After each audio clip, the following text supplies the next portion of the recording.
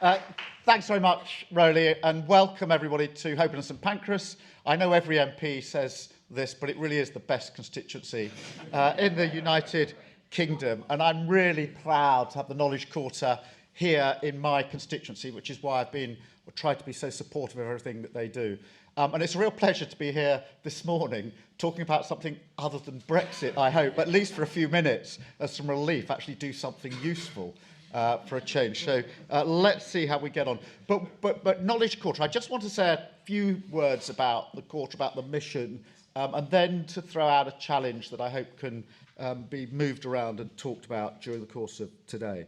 I mean, the partnership that makes up the Knowledge Quarter is, I think, Rowley, now nearly 100, just over 100 organisations, academic, cultural, research, scientific and media organisations in and around King's Cross, just about a sort of square mile. So it's an incredible area and hub, and it is the greatest cluster in the world, in my view. The mission is really important, and I think that's important to state at this stage, at the beginning of the day. The mission is to encourage openness, innovation, collaboration, and opportunity. And it's that last bit that I want to concentrate on in just a minute. So openness, innovation, collaboration, and opportunity. And that involves, in and around this hub, sharing facilities, collections, and expertise, and making that widely available for the greatest benefit of all. So the mission is, it's not just that you've got this cluster of organisations in this area, it's that the mission is to work in that way, to achieve those ends and to do it for the benefit of all. And that's a fantastically noble and important mission for the Knowledge Quarter. Now, the Knowledge Quarter itself, I think, just about 5 years, Rowley, but the history, it's got a long history and deep roots here in this part of London. And I know sort of going through a list is often very boring, but just bear with me as I go through some of the history here, because back in 1700, the Foundling Hospital, British Museum and Royal Veterinary College were set up. So, you know, way back in 1700. Then in 1800, we had University College London and the Working Men's College just up the road, and Great Ormond Street was set up. Then 1900 to 1949, the University of London and SOAS and the Wellcome Building. It's just a growing list of brilliant things that have been happening. 1950 to 1999, Birkbeck, Bloomsbury Publishing and the British Library. And then into this century, 2000 to 2014, the new UCLH building, the Wellcome Collection, new Central St Martin's, and the Knowledge Quarter is then founded in about 2014. So huge history. We go on, because just next door we've got the Alan Turing Institute, which was founded in 2015 to 2017, Francis Crick, and Google moves into King's Cross. And so you've got the old history and then the new, the Turing Institute. If you haven't been there, go and have a look. Incredible insight into data and the way data is already being used and is going to be used. Throws up all sorts of questions about the future and what the economy might look like, and all sorts of profound questions about democratic accountability if data is king as we go forward. But not to stop there, 2018, Aga Khan, already mentioned, opened a new campus, British Library Extension, new Google and Facebook buildings. And to add to all of that, notwithstanding the short-term disruption, we've got the development likely in Euston as that is all reconfigured, and people will have seen the profound change to King's Cross and this area in the last few years, and Euston is about to undergo pretty significant change as HS2 is brought into Euston, and that requires the whole of that area to be looked at again. Profound questions there about what goes up, how is it done, how do you involve the local communities in all of that. But what a change it's been. And although this is a little unkind to one of my predecessors when I was Director of Public Prosecutions, this area at the back of King's Cross was where he got arrested for curb crawling. So up just Granary Square, as it's now called, which was actually, there used to be an old wall there where someone had painted on, DPP crawled here. And so it's just a small vignette of how things have changed around here. So it is a really exciting time. It feels like the centre of London is moving north to King's Cross, and of course it's brilliantly connected. But here's the challenge, and this is something I feel really, really deeply as the MP for the area, and I know many people in this room and in the communities do, which is step out of this building and walk up into Somers Town, and you will see all forms of inequality, all forms of inequality. I hold a regular surgery every Friday. It's first come, first serve. Any resident can come and see me with any issue they've got. I can guarantee you every week half the people who come to see me are coming with awful overcrowding, which is affecting not only themselves but usually their children and their children's ability to learn, the very thing we're talking about today, imparting knowledge. And it is absolutely commonplace for me to have in the surgery people from Somers Town, mum, dad, possibly 3 children, a 1-bedroom flat. That is a standard problem. That isn't a stand-out problem on a Friday in the constituency. That's a standard problem. Or mum, dad, and 3 or 4 kids, and 2 bedrooms. And what that means is that the children, as they grow older, do not have the space they need to work, to do their homework, to have an environment which they can flourish. And so it's not just that housing is a short-term problem that people endure, shouldn't have to, but that eventually goes away. It builds it in for the next generation. And those kids not only do not have somewhere to work at home, but very often by the time they're 16, 17, they're out on the street because they do not want to be in a 1-bedroom flat with their brothers and sisters in an unbearable situation. Then they're out on the street. And once they're out on the street, all sorts of other things begin to happen to them. And you have to be a very, very brave and courageous 15, 16-year-old in Camden to say no to some of the things that happen when you're out on the street. So that's just Somers Town. Walk across to Regent's Park Estate and you'll see much the same, added to which you've got the stress and strain of HS2 being built, because there's a massive construction site, probably the biggest construction site in Europe, is about to open up there, and a lot of those tower blocks of flats are coming down and people are having to be moved to other places, don't want to leave the area because their kids are in the local school. So these are massive challenges for us.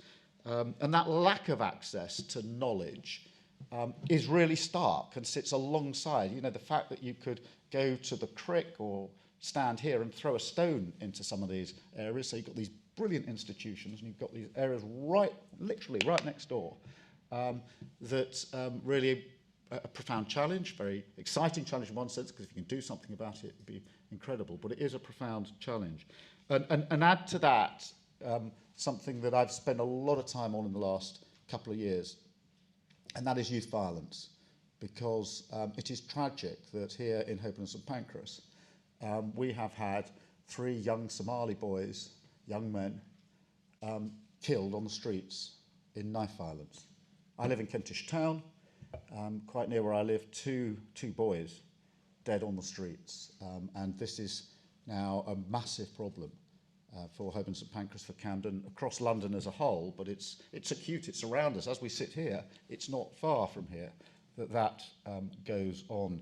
And we've set up a youth task force. Georgia Gould, who's the leader of the council, very good leader of the council, set up a task force for us to explore why it is that this is happening and what we can practically do in Camden, not world-saving solutions, but what we can practically do in Camden about it. And I won't go into all the things that we're trying to do, all the places we're trying to put resource and money and influence to change things.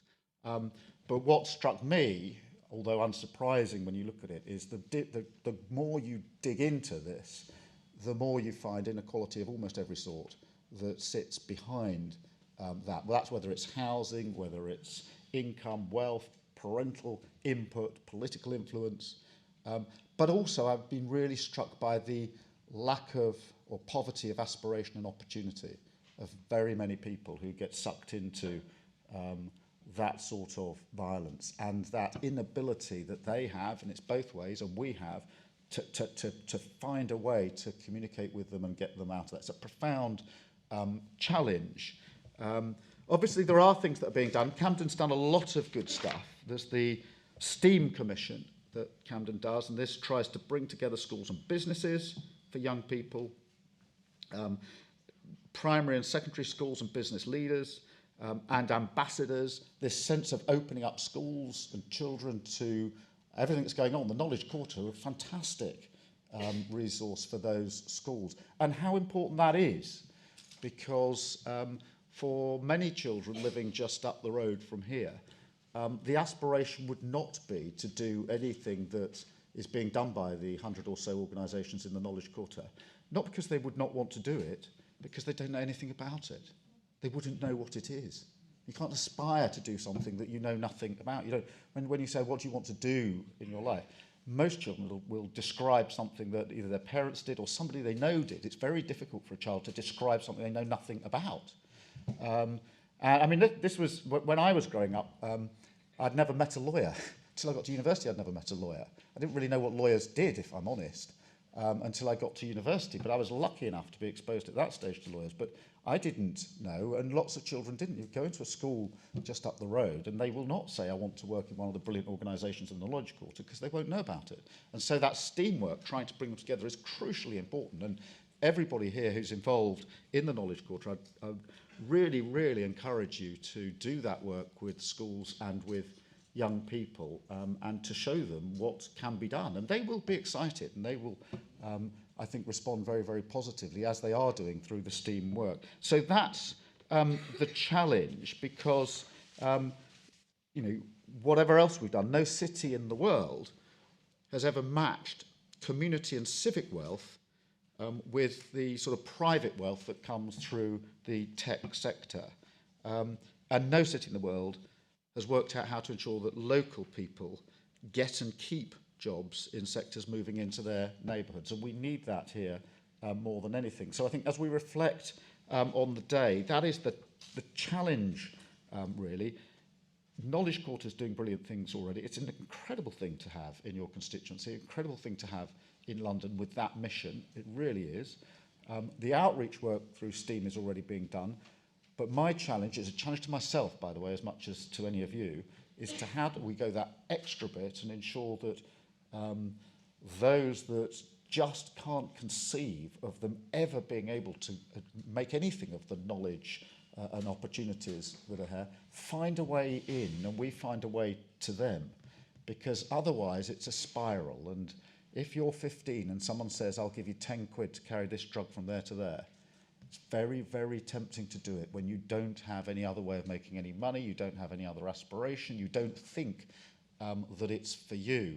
And so if we could, you know, we've built on, you know, hundreds of years of history here to get to the Knowledge Quarter, a brilliant mission, can have a fantastic day. Let's just go that extra bit and see whether within all of that and the challenges that Rowley has already set up for us, whether we can't tie in the bit about all communities and deliver on the mission that it is about sharing opportunity for everyone. Now, that's a very local perspective. You'd expect that from me as the MP for Holborn and St Pancras. But that challenge of reaching all parts of the community is a challenge not just in Holborn and St Pancras, it's across all of our cities, it's across the whole of the United Kingdom, it's across Europe. What a fantastic thing it would be if through the Knowledge Quarter we could report back in however long that we found at least some ways of bridging that gap and bringing even more people in to enjoy and appreciate the opportunities of knowledge that come with the Knowledge Quarter. So thank you very much for listening. I said to Rowley I'll take questions. This is traditionally the point at which everybody ignores what you've just said and asks whatever it is they really want to talk about. I've managed to get through 10 minutes or more without Brexit. I don't know whether I'll survive questions without, but I personally believe in questions from whichever audience I'm in front of, even if it's only a short session, because I genuinely think, it sounds naff, but I genuinely think that MPs should be held accountable, and I think they don't think they can be if they don't answer questions from people when people question them. Are there any questions from people? Yes.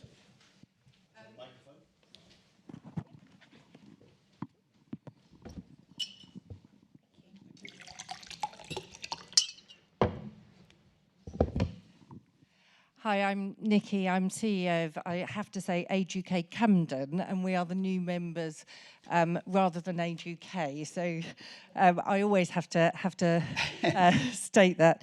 I guess it's a typical question from me. Is you've talked a lot about the youth, and I absolutely support that, and we do a lot of intergenerational. What about the old people? What's the relevance of the future of knowledge and the knowledge quarter for the older population, in your opinion?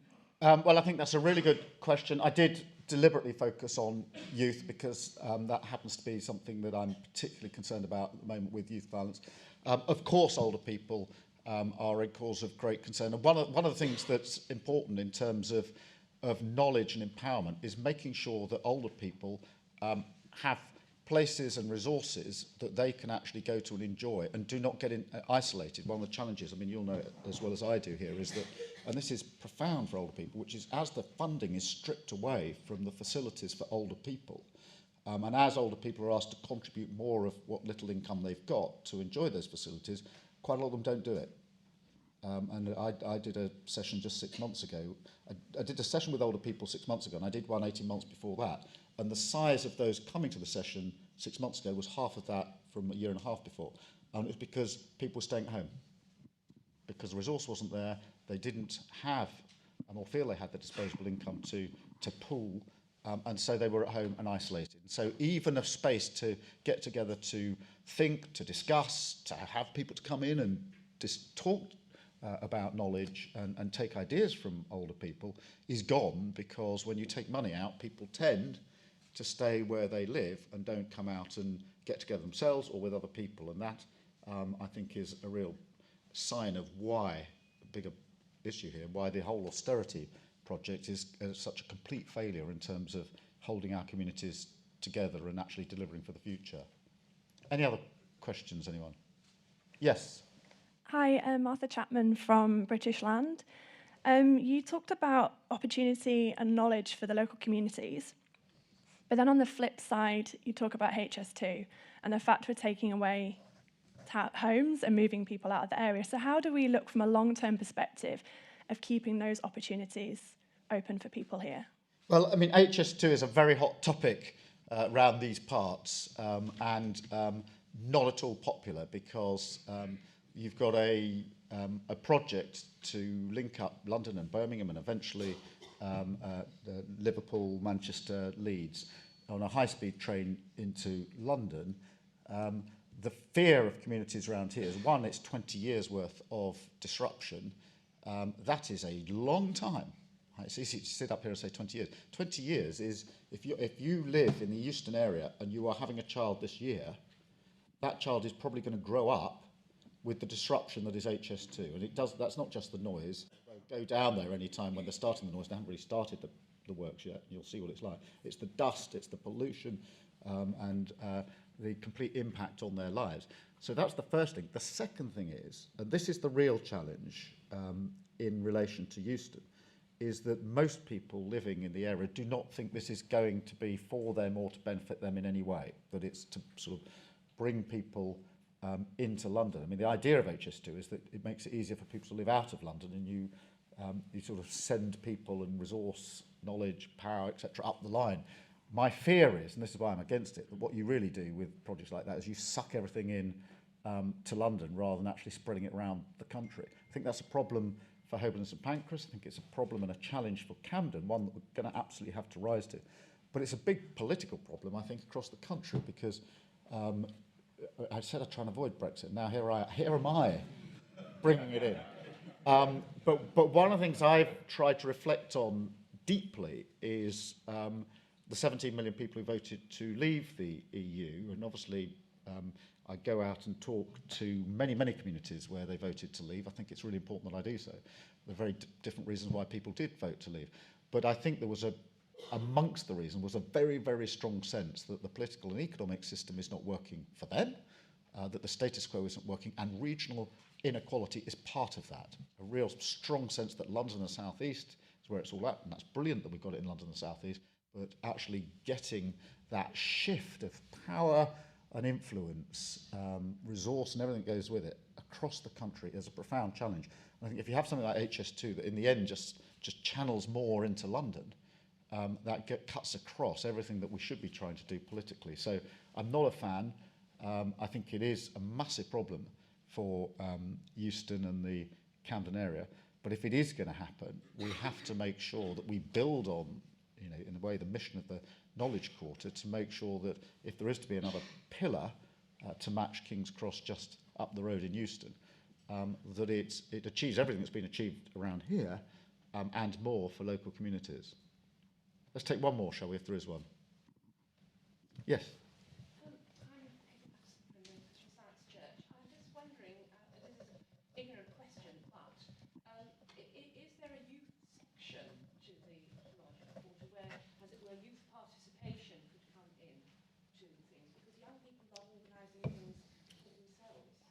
Well, Rowley's better placed to answer that than me, but I seem to remember, Rowley, we did a gig together with young people We've where... done some events, but I don't think we yet have a youth section, but we will take that as a challenge and a thought. It's a very good idea. We have done sessions with young people around here, and it was really good. I think really we subject ourselves to say, ask me any question. And as any of you will know, if you've been in front of a group of 16-year-olds and you say, ask me any question, you're really asking for trouble because it's not filtered. It's just straight in there. It's really good. It's a very, very good reason why we should have votes at 16. Get a group of 16-year-olds and ask them to ask you any question, and you'll realise just how much they already know and how sus they are about everything that's going on around them. Thank you very much, Rowley. Thank you, all of you. I'm going to stay for a little while, but if you'll forgive me, I will slip out at some stage during the course of the morning. Thank you very much. Yeah.